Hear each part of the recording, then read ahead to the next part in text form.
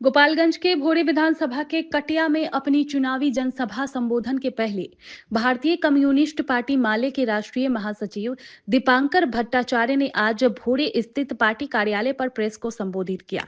इस दौरान उन्होंने बिहार में आगामी चुनाव के मद्देनजर केंद्र और राज्य सरकार पर तीखा हमला बोला।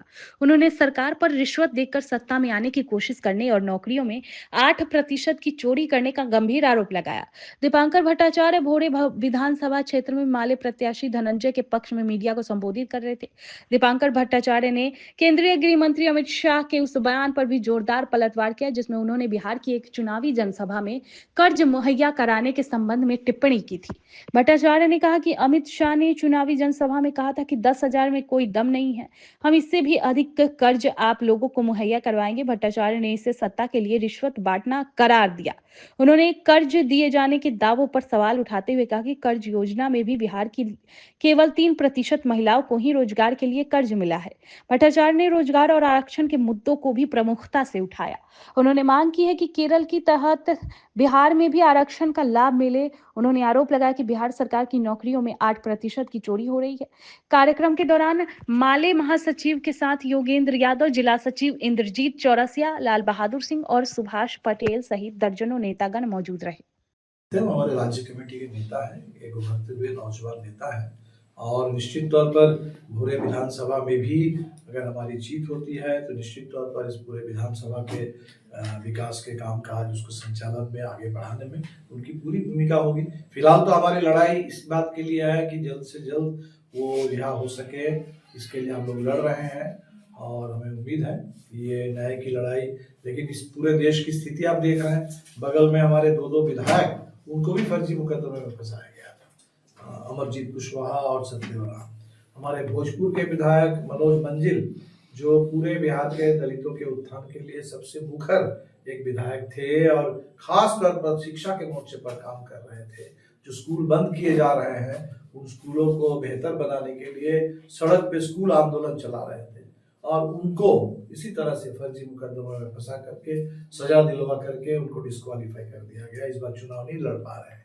ये बिहार में सिर्फ जितेंद्र जी के साथ नहीं हो रहा है, पूरे बिहार के अंदर जहां भी कोई नौजवान खड़ा होता है, कोई महिला आगे आती है, कहीं भी कोई एक न्याय की आवाज उठती है, उस आवाज को कुचल देने के लिए एक साजिश चल रही है और इसीलिए बड़ी लड़ाई है, कठिन लड़ाई है, लेकिन इस लड़ाई को हरगिज हम लोग लड़ेंगे और जीतेंगे। तेजस्वी यादव के द्वारा जो घोषणा पत्र जारी किया गया है उसमें महिलाओं के ऋण माफी और किसानों को लेकर कोई प्रावधान नहीं दिख रहा है। आपकी पार्टी नहीं, इसमें बात है किसानों के लिए। पहली बात तो देखिए, प्रावधान ये है कि जो नीतीश जी मुख्यमंत्री बनने के तुरंत बाद जो कहा था वो तो किया नहीं, भूमि सुधार की बात की थी वो किया नहीं, लेकिन उन्होंने जो नहीं कहा था वो काम किया था कि बिहार में जो एपीएमसी का सिस्टम था उसको खत्म कर दिया था। तो वो जो मंडी प्रणाली बिहार की थी उस प्रणाली को किसान चाहते हैं कि फिर से उसको चालू किया जाए, ये बात हमारे घोषणा पत्र में है। दूसरा, इस समय किसानों के सामने बड़ा सवाल भूमि असुरक्षा, अब लैंड सर्वे के जरिए भी और धड़ल्ले से भूमि अधिग्रहण हो रहा है सड़क के नाम पर, कोई भी बहाना बना करके।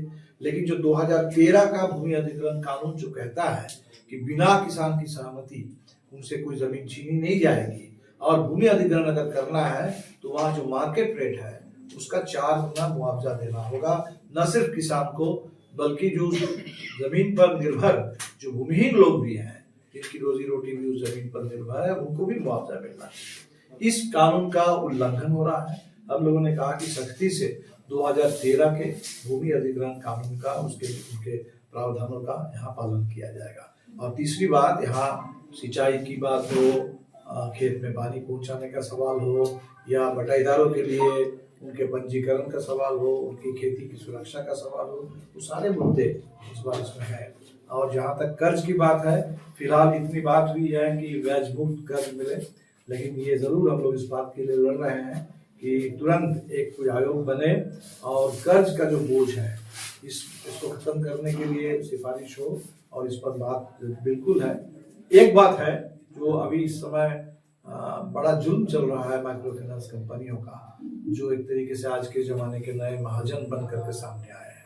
तो इन पर रोक लगाने के लिए, नकेल कसने के लिए सख्ती से जो रिजर्व बैंक ऑफ इंडिया के रेगुलेटरी फ्रेमवर्क है वो भी, और ज़रूरत पड़े तो नए कानून बना करके बिहार में इनके ऊपर रोक लगाई जाएगी।